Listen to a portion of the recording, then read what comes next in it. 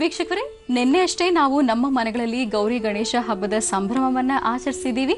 ಆದರೆ ಸಾರ್ವಜನಿಕವಾಗಿ ಗಣಪತಿ ಹೋಮ, ಗಣೇಶನ ಉತ್ಸವದ ಸಂಭ್ರಮಗಳು ಇನ್ನೂ ಮುಗಿದಿಲ್ಲ.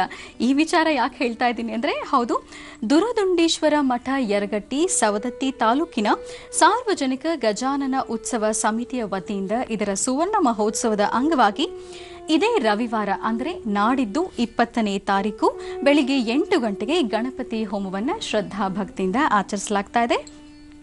ನಂತರ ಮುತ್ತೈದೆಯರಿಂದ ಸುಹಾಸಿನಿ ಪೂಜಾ ಕಾರ್ಯಕ್ರಮ ಇರುತ್ತೆ. ಮಧ್ಯಾಹ್ನ 12 ಗಂಟೆ ಸುಮಾರಿಗೆ ನಮ್ಮ ಪೂಜ್ಯ ಶ್ರೀ ಡಾಕ್ಟರ್ ಮಹರ್ಷಿ ಆನಂದ್ ಗುರೂಜಿ ಅವರ ಸಾರೋಟ್ ಉತ್ಸವ ಕಾರ್ಯಕ್ರಮ ಕೂಡ ಜರುಗುತ್ತೆ.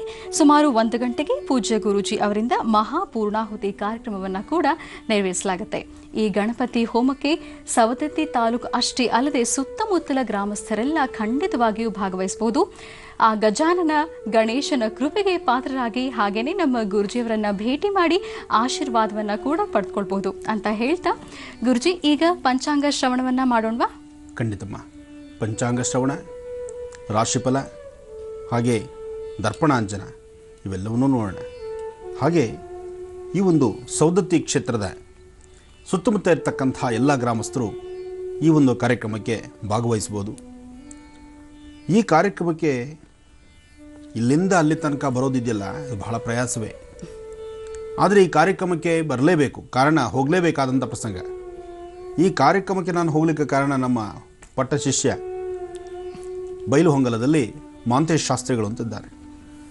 ಆತ ಪಟ್ಟು ಹಿಡಿದು, ಗುರುಗಳೇ ನಮ್ಮ ಭಾಗಕ್ಕೆ ಈ ಕಾರ್ಯಕ್ರಮ ಬರಲೇಬೇಕು. ಆದರೂ ರಾಜ್ಯದಾದ್ಯಂತ ಈಗಾಗಲೇ ಪ್ರತಿಯೊಂದು ಡಿಸ್ಟಿಕ್ಕು ತಾಲೂಕುಗಳಿಗೆ ನಮ್ಮ ಪ್ರಯಾಣ ನಡೀತಾನೇ ಇದೆ. ನಿರಂತರವಾಗಿ ಮಹರ್ಷಿ ಸಾಂತ್ವನ ಅಥವಾ ಈ ಮಹರ್ಷಿಯ ಮಾತು, ನನ್ನ ಅಭಿಮಾನಿ ದೇವರುಗಳ ಮಧ್ಯದಲ್ಲಿ ಹೋಗುವಂಥದ್ದು, ಮಾತಾಡುವಂಥದ್ದು, ಇಂತಹ ಕಾಯಕವನ್ನು ನಿರಂತರವಾಗಿ ನಡೆಸ್ತಾನೆ ಇದ್ದೀವಿ. ಅದರ ಮಧ್ಯದಲ್ಲಿ ಈಗ ಗಣಪತಿ ಉತ್ಸವಗಳು ಪ್ರಾರಂಭ ಆಯಿತು.